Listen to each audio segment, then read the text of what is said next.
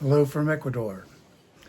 This is my fourth trip to Ecuador, and it is an amazing place. The flight this time was more eventful because I made our flight reservations and Cynthia's new last name, Dickinson. And after I made them, they're non refundable. She told me that it needed to be made in the name on her passport, which I thought, no biggie, I'll go fix it. So 4 hours later, Delta decided they'd be glad to switch it over. But LATAM, a South American airline notoriously known for sticking it to you, said that I had to forfeit the ticket I bought, buy a new ticket. They knew they had me. I knew they had me, so I smiled, just paid it. So once we arrived in Ecuador, we landed in the capital, which is Quito, about 9,300 feet above sea level.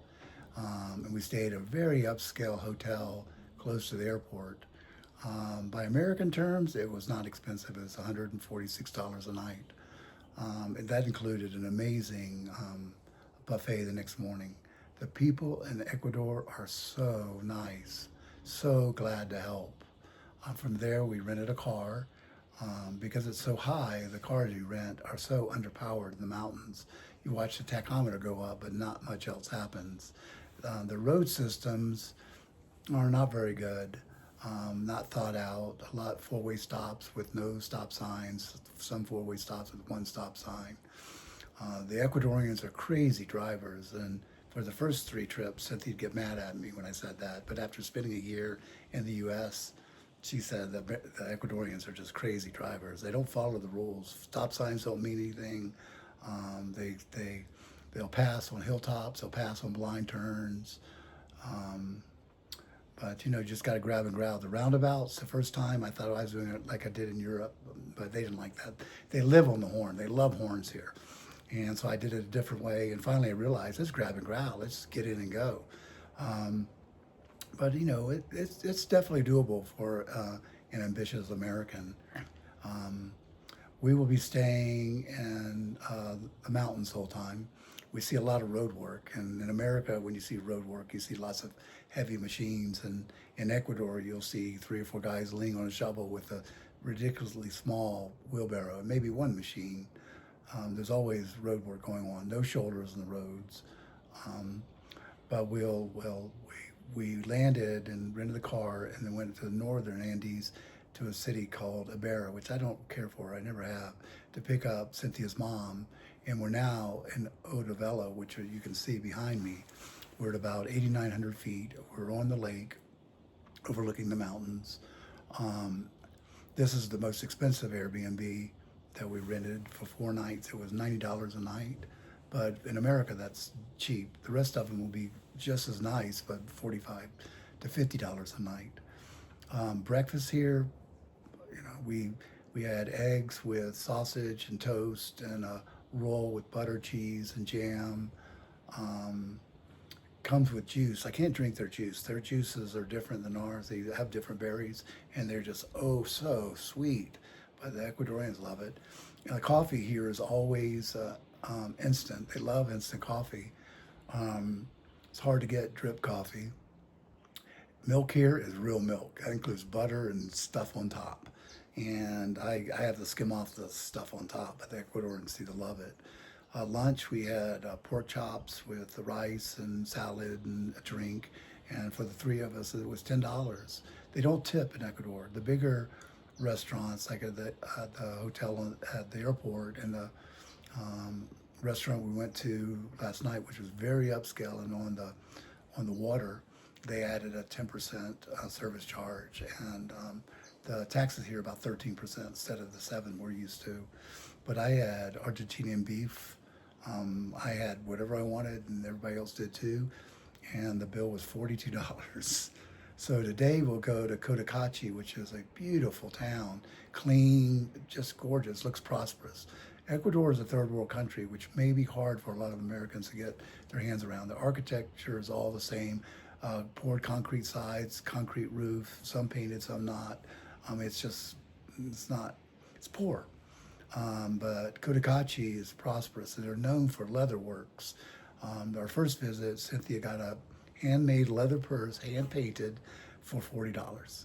So we'll go there today, have breakfast, and go shopping for leather goods, and then we'll go up to where Cynthia and I exchange vows.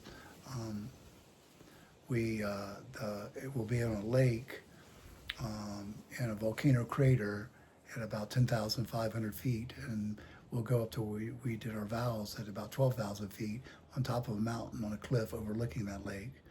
Then we'll go back down to there's a restaurant right on the water. It's very, very nice, and I think it'll probably be like $9 a person.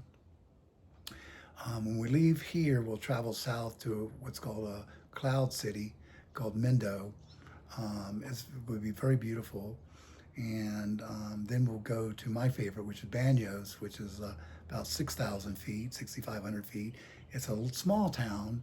The road system here are terrible compared to what we're used to in America.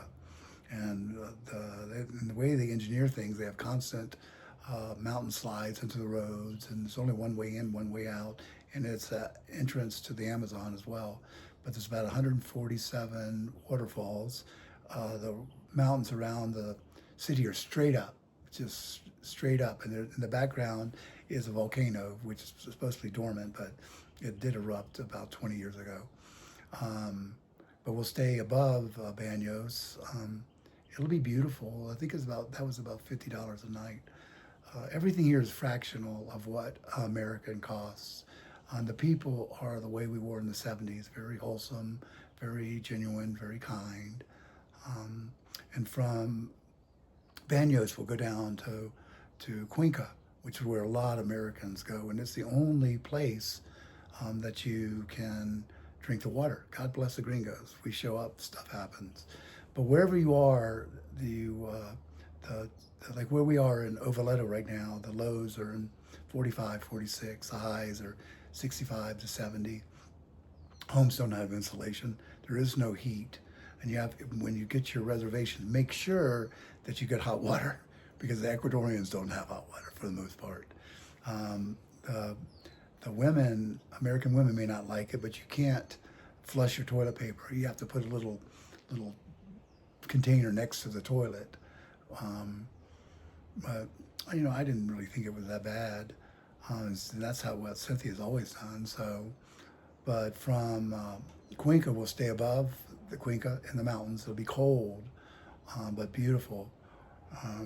And because Ecuador's on the equator, wherever you are, it's always that. They don't really have seasons. They have a wet and dry season, but I can't make any sense of that. And from there, we'll go down to Loja, about 7,800 feet above sea level, to where Cynthia's son, Giuseppe, is at the university. Stay there for 4 nights, and then move down to a town called Bicabamba, which is well known for people living over 100. And the gringos have taken over that town. I hope the locals still like us. From there, the southern part of Ecuador will move back north, just slowly, a couple hours a day, staying in different towns, just seeing what we like. And they've just recently reopened an Ecuadorian railroad through the mountains, so we'll take that for a day. And we'll be here for about a month, and you'll see some spectacular scenery. The Andes are amazing. They are so beautiful. And you got where it's really high, it looks very stark, to where it's like where it's behind is very green, lots of trees. This is just across the board, completely different. But we'll be traveling for the next 30 plus days here. So stay tuned and watch some gorgeous videos.